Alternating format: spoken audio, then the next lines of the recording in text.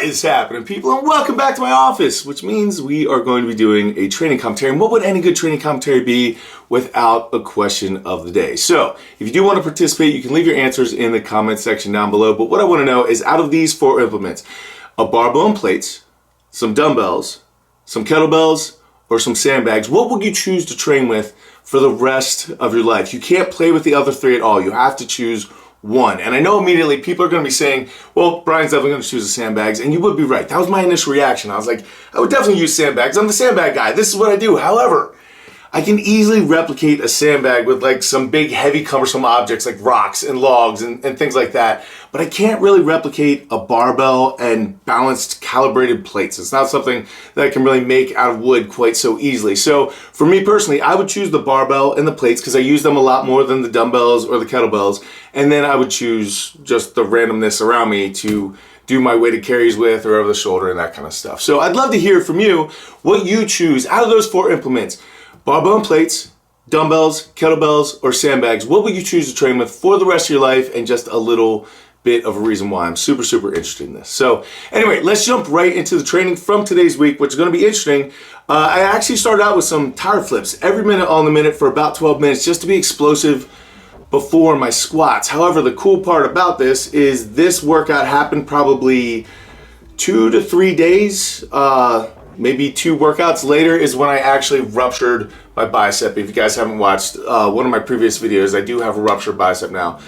I was doing sandbag extensions, and at the top of the extension, first exercise, first rep, first round of everything, I just went to pick up the sandbag, went like this, and my bicep gave. So I had to go figure out what was going on with that, and I actually got another MRI this week to find out what's going on with my rotator cuff and everything like that. So I find out the results of that today at the doctor. So we're hoping for good news, and I'll keep you guys floating with that, obviously. But this was actually the first time that I was able to squat with a straight bar like this. And you guys see how explosive I'm being on these? Watch how this, see how I'm almost trying to jump off the ground? It's because when it comes to squats, really when it comes to anything, I'm trying to move heavy things like they're light and light things like they're heavy. That is my intention behind it. Now the bar speed might not go along with what I'm saying there, but that is my intention. So I'm trying to move this 550 as fast as I possibly can, even though that wasn't terribly fast. And then after I got done my squats, these are called front foot elevated split squats, and I cannot recommend them enough. I'm absolutely in love with the exercise. You guys have seen me do a lot of Bulgarian split squats. And if you guys have ever tried them, you'll know that Bulgarian split squats make your butt sore virtually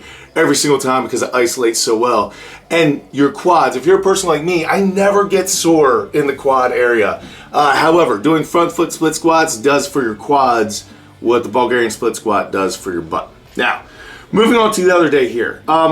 You guys are seeing a hands-free deadlift, which is something you've seen from me before way back in the day. And I'm actually going to release a video in about 2 days. It's already done, edited up. I just wanted to put this one out first.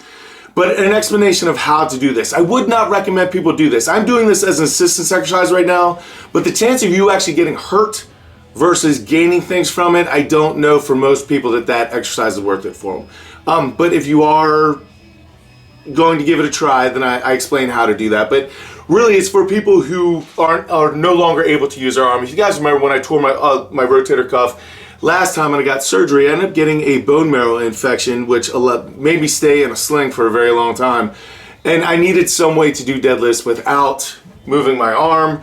And so I came up with this strap deadlift because I saw Mike Tersher do it literally like 8-9 years ago. Here's 315 for a set of 5. The balance is really the hard part about this, and just getting used to it again. The best I've ever done on this exercise, I think, is right around 550 pounds at Juju Mafu's house for a double. But right now, 365 feels like an absolute truck. So I'm just using it for assistance. I am able to do double overhand deadlifts with straps if I want to, which you'll see later in this video is actually what I do end up doing. But this is my first time pressing on the ruptured bicep. They didn't know how it would go. But I ended up going up to 205 for a set of 5. Also don't have, if you guys don't have dumbbells where you can actually, if you don't have like 70-pound dumbbells, you can grab a 60-pound dumbbell and put a 10-pound dumbbell on top of it like I just did. Someone actually called them piggyback rows, which I thought was actually a really good name for it.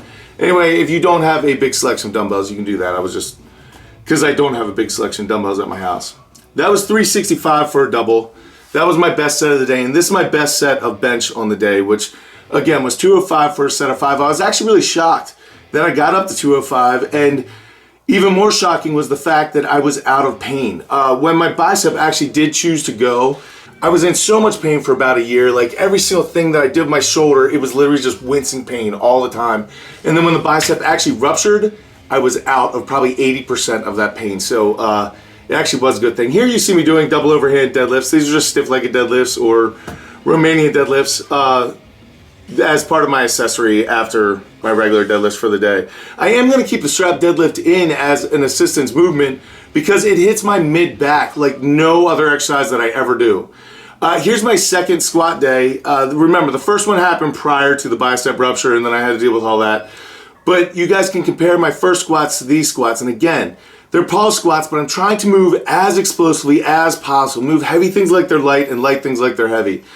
As far as the pressing and the rowing, I am allowed to do that. I just can't really put my shoulder into a big flexion position. That's why you guys are seeing me doing things like floor press and stuff like that, so that I don't drop so deep and really put pressure on the bicep area. But I'm so grateful that I'm able to still do some squatting with a straight bar because it feels so much better than using SSB or a spider bar or stuff like that. I'll still use those things, but straight bar squatting just feels better to lock in as far as my brace and everything like that.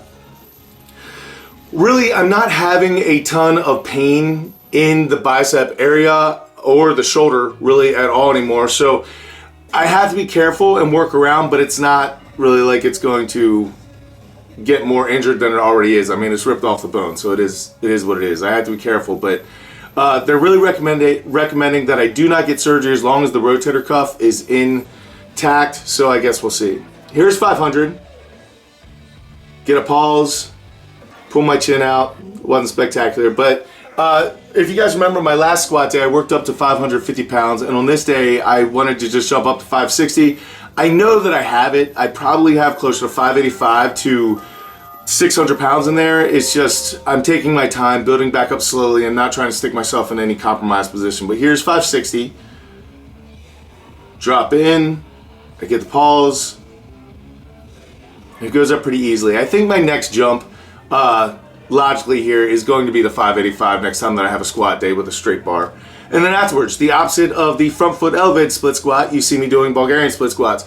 The split squat is something that I absolutely love to do. I like to isolate my legs. I feel like it helps with imbalances. It helps not load my spine quite as heavy, and it definitely hits my butt or my quads a lot harder. Here are gorilla rows with 105-pound dumbbells. I absolutely love gorilla rows. It's kind of like a pendlay row that you're just using dumbbells for. And then these are squeeze presses. If you guys ever hear me mention squeeze presses, all it means is I'm just pushing the dumbbells together for the entire movement. The other part of the giant set here is going to be an offset carry, where I have a kettlebell in one hand and then a farmer sandal in the other. And you wouldn't think that does much to actually hit your back or in your core, but it absolutely does. It's so much harder than it actually looks. So I would highly recommend those for anyone who's looking for some new core things that are just a little bit more challenging than like doing some sort of sit-up or things like that. But this was a deadlift day, and the deadlift, I was doing the double overhand with the straps, but this is the first time that I've used straps on double overhand in years. I don't do it. I never strap in. I always just grab a hold and just grip and rip pretty much. So strapping in definitely is a little bit different, and it's taking me a little bit of time just to get used to the motion. As you can see here, here's 500 pounds. Moves up pretty easily. Still beltless. For the next set, I will throw in a belt. But a funny thing actually comes up on the next set. I was pretty distracted this day. I had a lot of things going on, but I wanted to either jump up to 585 or 550 next, and I didn't know what I wanted to do. I was talking to my wife during this set and playing my dogs and stuff like that, so I loaded one side of the bar to 585 or 590 because I had 2.5 on, and the other side I loaded to 550. And then I go to pick it up, and you'll see what happens here. Conan's talking to me. I swear to you, Conan was telling me that I misloaded the bar. He's like, Dad, you misloaded it. Don't pick it up. And I'm like, oh, Conan, you're so good. You're so good. He's like, fine, idiot. Do whatever you want. So you can see here on the close side, it's 550. Far side, which lagged behind, was 590. which makes it 570 total for a 570 pound deadlift. However, it was not right. You can see, oh, it was so rough. To be honest, that may have made my back a little bit more sore between that and those offset carries. But here's 605, top set of the day. I did load this one correctly, no problem there. So I just dropped in for a second rep. But yeah, so that is my training currently, what I've been up to and what things been doing, and just me working around the bicep injury, which hasn't, it's strange because even though that I am injured, I'm in less pain than I was before. I'm able to bench with less pain than I was before. I'm able to pick up I could not do this without wincing literally not that long ago. I couldn't clap correctly coming into a video, but all of that now has cleared up. So I'm very, very stoked about it. And find out today in just a couple of hours the results of my MRI, and then I'll be able to tell whether I think it's a good idea to get surgery or not. If the rotator cuff is screwed at all, then I'm obviously going to get surgery. But with a proximal tear, most of the time they recommend that you do not get surgery because it's a risky surgery anyway. And really the only reason for it is cosmetics. It doesn't actually change the strength or the function of the muscle that much. It just, my bicep looks a little funky, that's all. So especially since I've went into surgery on this arm and came out with a bone marrow infection, which almost killed me, had to get a stent put into my chest while I was awake, and then had to give myself 4 shots a day for I guess it was a couple months. Yeah, that was not worth it to me. So the idea of getting a surgery that isn't necessary is not probably something that I'm thinking is in the books for me right now. I would rather try to work around this and let the bicep heal to wherever it's going to heal and just get as much out of it as I possibly can. But time will tell. Again, I find out in a couple hours if I have a messed up rotator cuff, and I do, then all this discussion means nothing because you're going to see me in a sling for quite a long time again. So hopefully none of that happens, and we're just going to be able to drive on, and I'm actually going to be in less pain than I was before. So hopefully that's the deal. But that is what I have for you today. I hope some of you laughed about the misload of the bar, and I hope some of you with this upcoming video about the strap deadlift with the hands-free deadlift, I hope that'll be helpful to some of you either now or away in the future. Like I said, the first time I ever saw it was Mike Tertier using it as an accessory movement, and then I tried it, or I said, if I ever get hurt, then I'm going to be using that in an armless situation. And when I did, I was able to take my deadlift from basically 0 when I got the surgery done all the way up to 700 pounds during my recovery period without really grabbing the bar. And then the first day that the doctor freed me to be able to lift weights, I deadlifted 700 pounds. It's kind of a principle thing. I was mad at him. But anyway, it shows that that exercise does absolutely work. And if I can use that as assistance exercise, I probably will. But since I am able to double overhand the bar, then that's probably going to be a little bit safer, a little bit more likely for the majority of my deadlifts. So anyway, I thank you guys so much for absolutely everything you guys do to help support me, help support the channel, just following along and just checking this out. I hope these videos are helpful for you, and I hope they're fun, and I hope you walk away learning a little something. So I will catch you guys later in the weekend. Till I do, go out something amazing in your lives. Keep working hard, people. Be nice to each other. I'll see you then.